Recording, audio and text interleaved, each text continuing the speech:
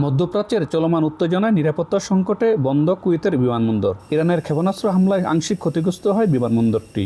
এতে বিপাকে পড়েন প্রবাসী বাংলাদেশিরা। সৌদি হয়ে অন্য দেশে সীমিত ফ্লাইট চললেও বাংলাদেশিদের অপেক্ষা দীর্ঘ হয়। অবশেষে বাংলাদেশ দূতাবাসের প্রচেষ্টায় 12 এপ্রিল থেকে জাজিরা এয়ারওয়েজ দাম্মাম হয়ে ঢাকা কুয়েত ফ্লাইট চালু করছে। সপ্তাহে 3 দিন রোববার, মঙ্গলবার ও বৃহস্পতিবার এ সেবা চলবে। অনলাইন বা এজেন্টের মাধ্যমে টিকিট পাওয়া যাবে। বৈধ একামাদারীদের জন্য সৌদি ট্রানজিট ভিসা বাধ্যতামূলক। খরচ টিকিটের সঙ্গে যুক্ত থাকবে।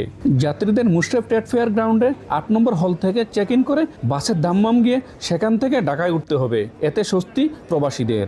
এখানে যারা প্রবাসীরা আছে, বিশেষ করে যেসব কোম্পানিতে আছে, তারা অনেক কম বেতনের লোক, তাদের এত টাকা বের করে আসার তাদের জন্য খুবই একটা সমস্যা।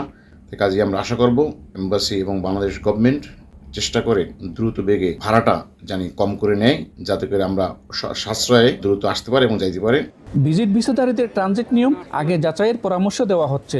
রাষ্ট্রদূত মেজর জেনারেল সৈয়দ তারেক হোসেন বলেন, এতে পরিবারে ফেরার সুযোগ বাড়বে। দূতাবাসও সহায়তা দিচ্ছে এবং আরও ফ্লাইট নিয়ে আলোচনা চলছে।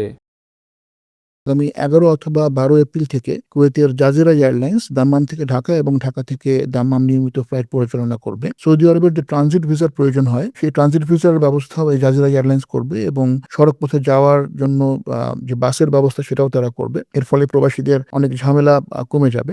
বিশ্লেষকদের মতে, রুট চালু হলে যাত্রী ও কার্গো পরিবহন বাড়বে, বাজার সরবরাহ স্বাভাবিক থাকবে। মঈন সুমন, সময় সংবাদ, কুয়েত।